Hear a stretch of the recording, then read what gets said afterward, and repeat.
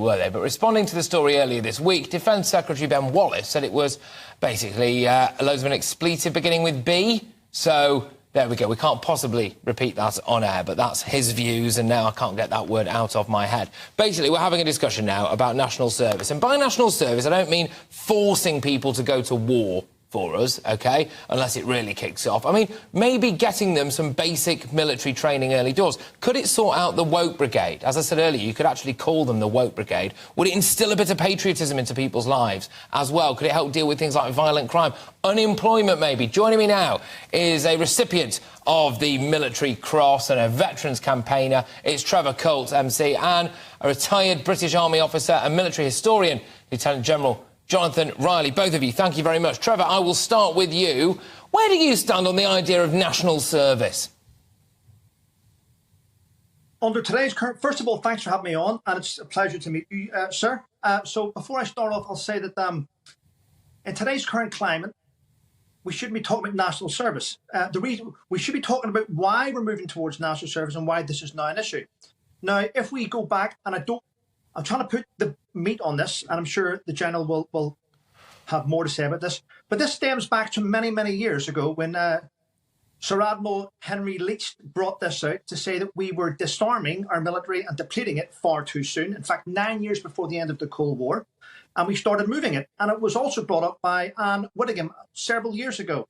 What we currently have is our senior officers and retired generals. I'm not sure generals ever retire, they're always there, but members of the civil service did state in the past that our senior generals, you know, we weren't going to listen to them anymore. They were geriatrics, and these guys are the ones with all the knowledge and all the experience and the ones that lead our country in a safe environment. And they have been pushed to the side for civil servants that have now taken over. And the problem we have, Patrick, is that the Cabinet Office and the civil servants, along with the MOD, have deliberately undermined our armed forces by depleting them.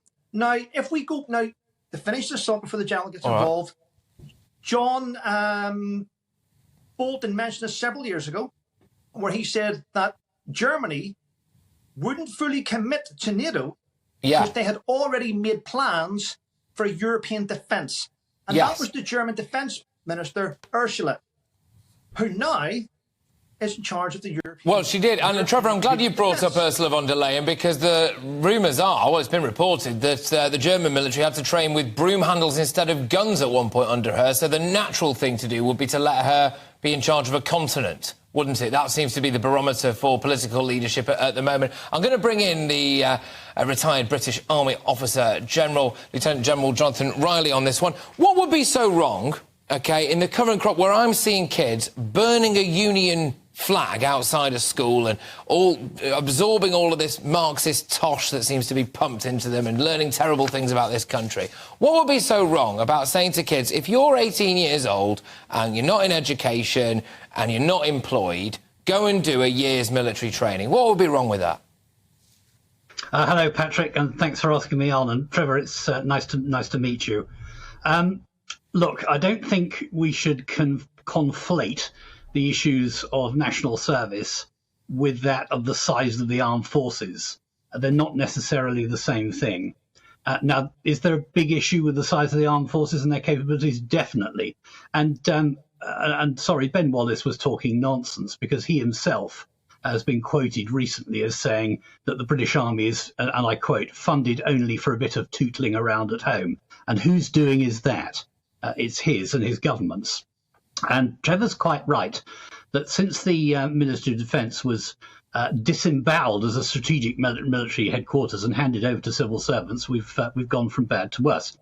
That aside, national service, well, in principle, yeah, what's wrong with doing something for a couple of years for your country? It doesn't have to be military service.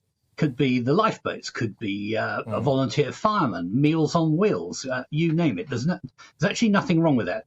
Some countries kept national service for longer than others, precisely for this business of forming the nation, and the Spanish were an obvious example. And other countries do it so that they can have a large standing army and a huge ready reserve, like the Russians. But does this actually produce results? Well, look at the battlefield performance of the Russian military. Actually, no, it doesn't, because the amount of training that can be absorbed in a short space of time is not very much.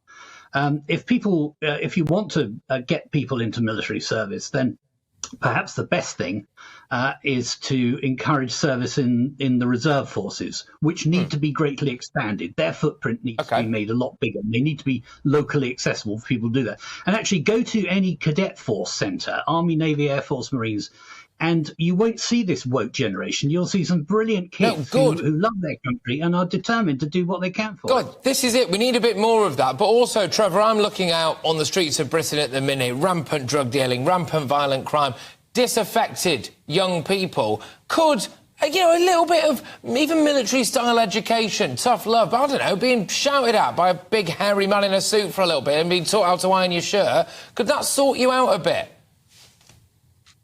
Patrick, of course it would.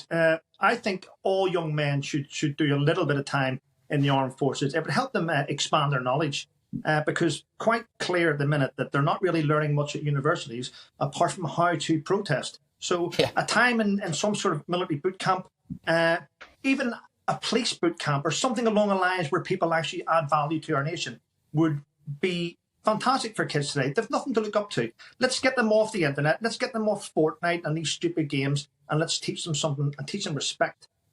Teach them respect. That's good. I'll go back to you, Jonathan, on this. I've got an idea for a recruitment drive, OK, and I want your views on it, all right? We have a picture of a French military personnel there just laughing, OK? And we say, the French are laughing at us. Surely people who are down the pub would go, I tell you what, I can't have that. And they'd be signing up at the enlistment offices in their droves, wouldn't they? Well, I hope so. And actually, there's not too much wrong with the French military. They know how to fight. My life was saved by a French officer at one time, and I don't mind admitting it. And we've got plenty in common with them.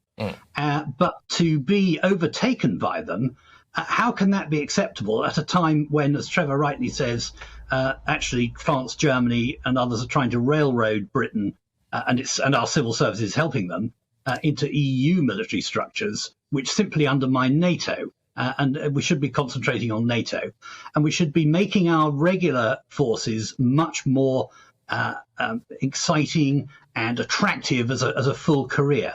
So let's get away from this wokery, get back to the notion that armed forces are for fighting, reward people properly, and add back all the capabilities that have been taken away and dumped in recent years, because that's why people are laughing at us.